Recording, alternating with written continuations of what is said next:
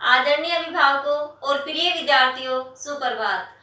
आज का सुविचार, अच्छा वक्त उसी का ही होता है जो किसी का बुरा नहीं सोचता। दोबारा से सुविचार सुनिए, अच्छा वक्त उसी का ही होता है जो किसी का बुरा नहीं सोचता। तो बेटा, अगर आप किसी का भला नहीं कर सकते हो तो उसका बुरा भी नहीं करना चाहिए। वैसे आपको हमेशा अच्छे ही कार्य करने चाहिए, दूसरों की भलाई ही करनी चाहिए। ठीक है बेटा, तो आज हम पढ़ने जा रहे हैं अपने हिंदी व्याकरण का जो विषय है शब्द विचार का अभ्यास कार्य करेंगे। अभ्यास कार्य में आपने क्या क्या शब्द विचार में आपने क्या क्या पढ़ा ये बता देती हूँ। सबसे पहले आपने पढ़ा था कि शब्द किसे कहते हैं, पद किसे कहते हैं, शब्दों का वर्गीकरण कितने आधारों पर होता है। तो शब्दों का वर्गीकरण कितने आधारों पर होता है, 4 आधारों पर होता है। स्रोत और व्युत्पत्ति के आधार पर, रचना के आधार पर, प्रयोग के आधार पर और अर्थ के आधार पर। और इनके भी भेद होते हैं। स्रोत और व्युत्पत्ति के आधार पर 5 भेद होते हैं। कौन कौन से होते हैं बेटा?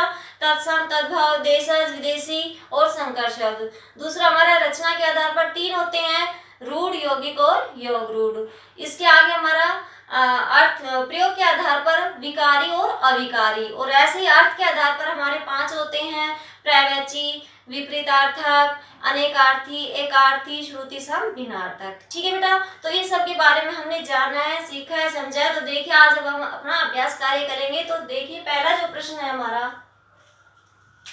नीचे दिए गए तत्सम शब्दों के तद्भव रूप लिखिए। क्या है कि नीचे दिए गए तत्सम शब्दों के तद्भव रूप लिखिए। तो हमें पता होना चाहिए कि तत्सम क्या होता है और तद्भव क्या होता है। ठीक है बेटा, तत्सम वो होते हैं जो संस्कृत के मूल शब्द होते हैं। ठीक है, और जो तद्भव जो संस्कृत के जो मूल शब्द होते हैं वो थोड़े बहुत हिंदी में परिवर्तन होकर हिंदी में प्रयुक्त होते हैं। ठीक है, तो देखिए सबसे पहले हमारा अम्बा दिया हुआ है। अम्बा का हम दोनों लिख सकते हैं, माँ या अम्मा, माँ या अम्मा भी लिख सकते हैं बेटा इसमें। ठीक है, दूसरा उष्ट, उष्ट का होता है ऊंट। अष्ट, अष्ट होता है 8। कर्म, कर्म होता है कार्य, सॉरी कर्म काम,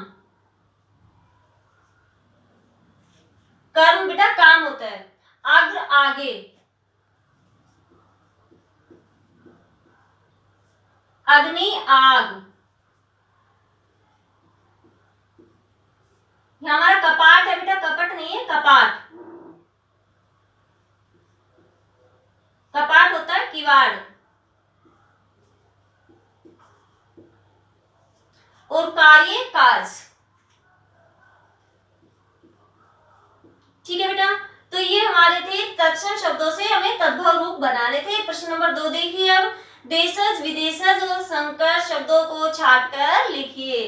क्या करें कि देशज, विदेशज और संकर शब्द। तो हमें पता होना चाहिए कि देशज क्या होता है, विदेशज क्या होता है और संकर शब्द क्या होता है। तो देशज क्या होता है बेटा, जो अपनी हिंदी भाषा के शब्द जो के तो प्रयुक्त होते हैं, एक तरह से वो देशज या अपनी ही भाषा के, अपनी हिंदी भाषा या बोलियों के जो शब्द होते हैं वो देशज होते हैं। ठीक है, दूसरा हमारे विदेशज, विदेशज जो विदेशी भाषाओं से प्रयुक्त शब्द होते हैं। ठीक है, और संकर जो 2 भाषाओं से मिलकर बने होते हैं। तो देखिए जो हमारे ये दिए हुए हैं इनमें से हमें छांटना है कि कौन सा देशज है, कौन सा विदेशज है और कौन सा संकर है। तो देखिए सबसे पहले बेगम, बेगम हमारा तुर्की का शब्द है तो ये विदेशज शब्द में आएगा।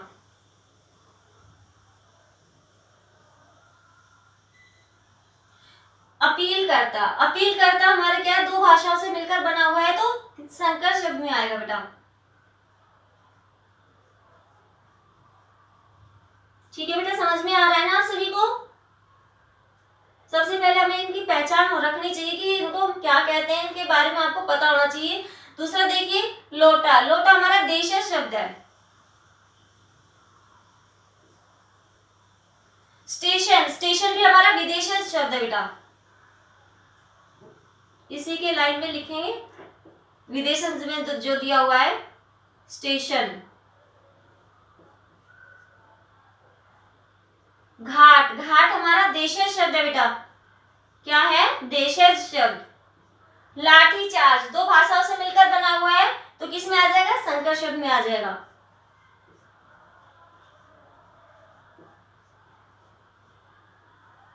आगे देखिए रेलगाड़ी, रेलगाड़ी भी 2 भाषाओं से मिलकर बना हुआ है तो हमारा किस में आ जाएगा, संकर शब्द में ही आएगा, रेलगाड़ी। आगे है हमारा झाड़ू, झाड़ू हमारा देशज शब्द है बेटा। उसके बाद है चाय, चाय हमारा विदेशज शब्द।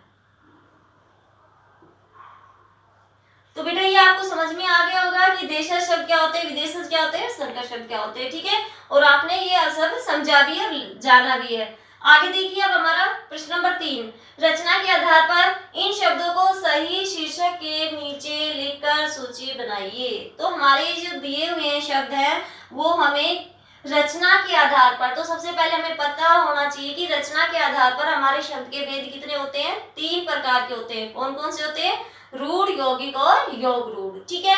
तो देखिए इनको हमें छांट कर लिखना है कि कौन सा शब्द रूढ़ में आता है, कौन सा यौगिक होता है, कौन सा योग रूढ़ होता है। तो आइए देखिए पीताम्बर, पीताम्बर मैंने पहले भी बताया था, पीताम्बर एक हमारा बहुव्रीहि समास का शब्द है, पद है। तो ये हमारा क्या है, जो भी बहुव्रीहि समास के जितने भी उदाहरण आते हैं वो सारे योग रूढ़ में ही होते हैं बेटा, ठीक है। पहले भी मैं जब आपको ये पाठ समझाया था तब भी समझाया था ऐसे ही। तो पीताम्बर, पीले है अंबर, अंबर मतलब वस्त्र, पीले हैं वस्त्र जिसके, ठीक है। तो ये हमारा योग रूढ़ शब्द क्या है, पीताम्बर किसमें आ जाएगा बेटा, योग रूढ़ शब्द में। सब्जी वाला क्या है, 2 शब्दों से मिलकर बना हुआ है सब्जी वाला, तो यौगिक में आएगा।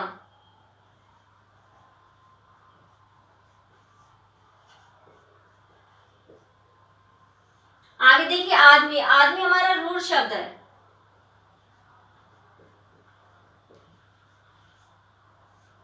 पुस्तक, पुस्तक भी हमारा रूढ़ शब्द है बेटा,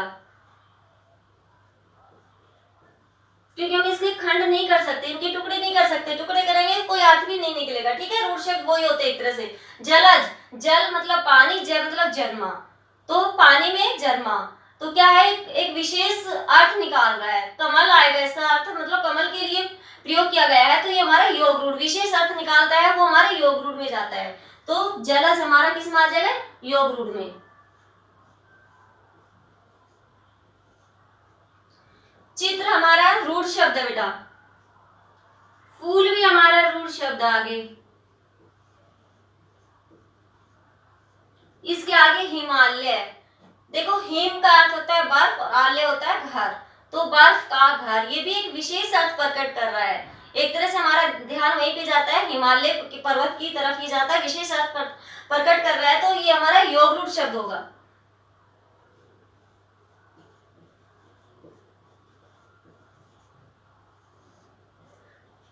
चारपाई, चारपाई 2 शब्दों से मिलकर बना हुआ है, यौगिक शब्द में आएगा।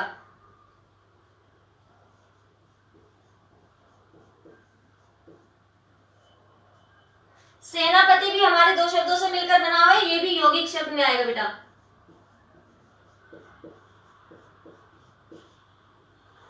नेक्स्ट है हमारा कुर्सी, कुर्सी हमारा रूढ़ शब्द है बेटा।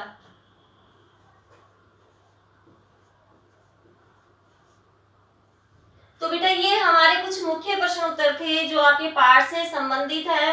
मुझे उम्मीद है कि आपको अच्छे से ये समझ में आ गए होंगे। तो आपको अपनी नोटबुक में सुंदर लेख में दिनांक वगैरह डालकर अच्छे से करना है, और आपको समझना भी अच्छे से बेटा। एक बार अगर समझ में नहीं आया तो चैप्टर जरूर रीड कर लीजिए। धन्यवाद।